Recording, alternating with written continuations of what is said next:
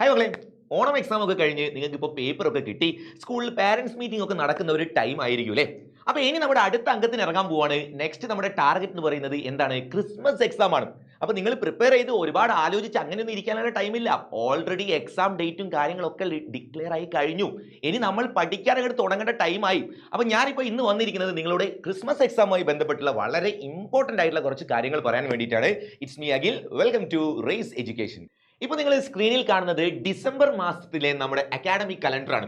അപ്പൊ നമ്മുടെ എക്സാം തുടങ്ങുന്ന ഡേറ്റ് ഏതാണെന്ന് മനസ്സിലായോ? ഡിസംബർ 11 നിങ്ങളുടെ രണ്ടാം പാദവാർഷിക പരീക്ഷ. നമ്മുടെ എക്സാം സ്റ്റാർട്ട് ചെയ്യുന്നത് 11 തീയതിയാണ്. അവസാനിക്കുന്ന ഡേറ്റോ എക്സാം തീരുന്നത് 18 എക്സാം എൻഡ് ആവുന്നത്. ഓക്കെ, അത് കഴിഞ്ഞ് നിങ്ങൾക്ക് സ്കൂൾ പൂട്ടുന്ന നിങ്ങൾ സന്തോഷത്തോടെ കാത്തിരിക്കുന്ന ആ ഡേറ്റ് എന്നാ 19 സ്കൂൾ അടയ്ക്കുന്ന ദിവസം കേട്ടോ. 18 പരീക്ഷ കഴിയും, അത് കഴിഞ്ഞ് 19 സ്കൂളിൽ പോകണം. 19 നിങ്ങൾക്ക് സ്കൂൾ അടയ്ക്കുക. 11 തുടങ്ങി 18 വരെ എക്സാം. എത്ര ദിവസം നിങ്ങൾക്ക് എക്സാം എഴുതാൻ വേണ്ടി കിട്ടുന്നുണ്ട് ഒന്ന് നോക്കിയാൽ മക്കളെ, നിങ്ങൾ വിചാരിക്കുന്ന പോലെ ഒരുപാട് ദിവസങ്ങളൊന്നുമില്ല. 11 തുടങ്ങുന്നു, 18 അവസാനിക്കുന്നു. ആകെയുള്ളത് 6 ദിവസങ്ങളാണ് പരീക്ഷ എഴുതാനുള്ളത്. ഒരു ശനിയും ഞായറും അതിൻ്റെ അകത്തുനിന്ന് കട്ടാവേ 6 ദിവസമേ നമുക്ക് എക്സാം എഴുതാൻ ഉണ്ടാവുള്ളൂ.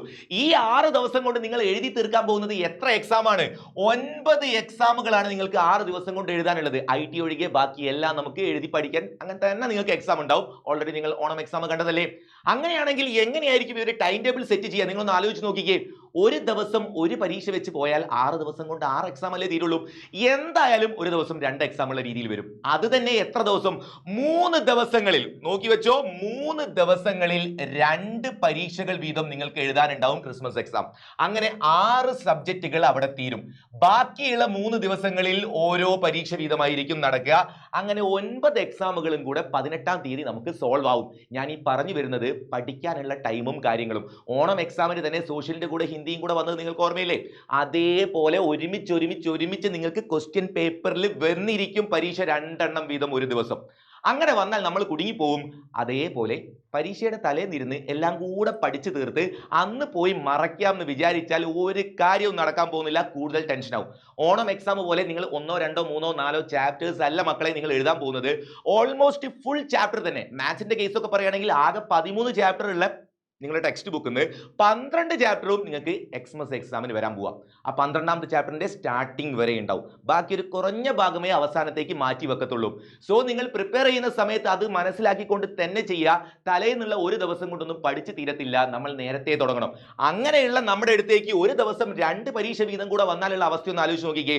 എങ്ങനെയാണ് ഇത് പഠിച്ചു തീർക്കുക? അപ്പൊ നിങ്ങൾ അങ്ങനെ വെയിറ്റ് ചെയ്ത് എക്സാമിന്റെ ഡേറ്റിന് പുറമെ ടൈം ടേബിളും കൂടെ കിട്ടാൻ വേണ്ടി കാത്തിരിക്കേണ്ട. ഓൾറെഡി ഡേറ്റ് നിങ്ങൾക്ക് കിട്ടിക്കഴിഞ്ഞു. പഠിക്കാനുള്ളതൊക്കെ നമ്മൾ ഇവിടെ തന്നെ തുടങ്ങാം. ഇനി അങ്ങോട്ടേക്ക് ടീച്ചേഴ്സ് സ്കൂളിൽ എടുക്കുന്നതും നമ്മൾ ഇവിടെ എടുക്കുന്നതുമായ നിങ്ങളുടെ ചാപ്റ്റേഴ്സുകളില്ലേ, ഒന്നും മിസ്സാക്കണ്ട. എടുക്കുമ്പോൾ തന്നെ കൂടെ തന്നെ അങ്ങ് പഠിച്ചു പോവാം. എന്നിട്ട് അത് റിവൈസ് ചെയ്തുകൊണ്ടിരിക്കാം. പിന്നെ ഫസ്റ്റ് ടേമിലെ ഭാഗത്തു നിന്നും നിങ്ങൾക്ക് എക്സാമിന് ക്വസ്റ്റ്യൻ ഉണ്ടാവും. 20% ചോദ്യങ്ങൾ മസ്റ്റ് ആയിട്ടും ഫസ്റ്റ് ടേം എന്ന് ചോദിക്കും. അതുകൊണ്ട് എന്തായിരിക്കണം? ആദ്യത്തെ ഭാഗങ്ങൾ മറന്നു പോവാതിരിക്കാനും ശ്രദ്ധിക്കണം. പുതിയത് പഠിച്ചു പോകുമ്പോൾ വന്ന വഴി മറന്നു പോകരുത്. ഏതൊക്കെയാണോ മുൻപ് പഠിച്ച ചാപ്റ്റേഴ്സ് അതൊക്കെ റിവൈൻ ചെയ്യാനും നിങ്ങൾ ശ്രദ്ധിച്ചുകൊണ്ടിരിക്കുക. എങ്കിലേ നമുക്ക് എക്സാം ആകുമ്പോഴത്തേക്ക് ഈ രീതിയിൽ കവർ ചെയ്ത് നമ്മൾ അടിച്ചുപൊളി മാർക്കിലേക്ക് എത്താൻ പറ്റും. കുറച്ചും കൂടെ എടുക്കുമ്പം നമ്മുടെ പബ്ലിക് എക്സാമിനോടുള്ള ഡേറ്റ് അടുത്തടുത്ത് വരുന്ന സമയത്ത് നമുക്ക് പഠിക്കാനും ടെൻഷൻ ഉണ്ടാവും. കംപ്ലീറ്റ് ആയിട്ട് പ്രഷർ കയറും. കൂടെ ഇരിക്കുന്ന ആൾക്കാരൊക്കെ നന്നായിട്ട് പഠിക്കുന്നത് കാണും. എന്നെ കൊണ്ട് പറ്റത്തില്ലേ. അങ്ങനെ ഒരു ചോദ്യം നിങ്ങളുടെ മൈൻഡ് നിങ്ങളോട് ചോദിക്കും. ഇപ്പൊ നിങ്ങൾ തമാശക്ക് കളിച്ചിരിക്കും. അവസാനം നമുക്കൊക്കെ ടെൻഷൻ കയറും. അതിനു വേണ്ടി കാത്തിരിക്കരുത്. ഒരു മിസ്റ്റേക്ക് നമ്മൾ വരുത്തിയിട്ട് അത് അനുഭവിച്ചറിഞ്ഞ് അത് അയ്യോ ഇങ്ങനെ ചെയ്യണ്ടായിരുന്നു എന്ന് അതല്ല നിങ്ങൾ ചെയ്യേണ്ടത്. മുൻപ് ഇതീ ട്രാക്കിലൂടെ പോയ ആൾക്കാർ വരുത്തിയ മിസ്റ്റേക്കുകൾ എന്താണെന്ന് മനസ്സിലാക്കി അത് എനിക്ക് വരാതിരിക്കാൻ വേണ്ടി നിങ്ങൾ ശ്രദ്ധിക്കാം. ഓക്കെ ആണേ? അതുകൊണ്ട് ഞാൻ വീണ്ടും ഓർമ്മിപ്പിക്കുന്നു, നമ്മുടെ കയ്യിലുള്ളത് 6 ദിവസവും 9 പരീക്ഷയാണ്. പഠിക്കുന്ന സമയം ഇപ്പോഴേ പ്രിപ്പയർ ചെയ്തുകൊള്ളുക. എസ്പെഷ്യലി ഒരുപാടായിട്ട് പഠിക്കാനുള്ള അങ്ങനത്തെ സബ്ജക്റ്റില്ലേ, സോഷ്യൽ, സയൻസ് സബ്ജക്റ്റുകൾ, മാത്സ്, അതൊക്കെ നിങ്ങൾ ആദ്യമേ സെറ്റാക്കി വെക്കുക. പിന്നെ ലാംഗ്വേജിനെ നിസ്സാരക്കാരനായിട്ട് കാണരുത്. ലാംഗ്വേജും നല്ല അടിപൊളിയായിട്ട് പഠിക്കുക. നമുക്ക് 10 സബ്ജക്റ്റും ഒരേപോലെ ഇമ്പോർട്ടൻ്റ് ആണ്. അപ്പോൾ എല്ലാ മക്കളും നന്നായിട്ട് ഇനി അങ്ങോട്ടേക്ക് ഒരു ഉഴപ്പുമില്ലാതെ നല്ല മക്കളായിട്ട് പഠിച്ചു തുടങ്ങുക. എല്ലാവർക്കും ഓൾ ദി ബെസ്റ്റ്.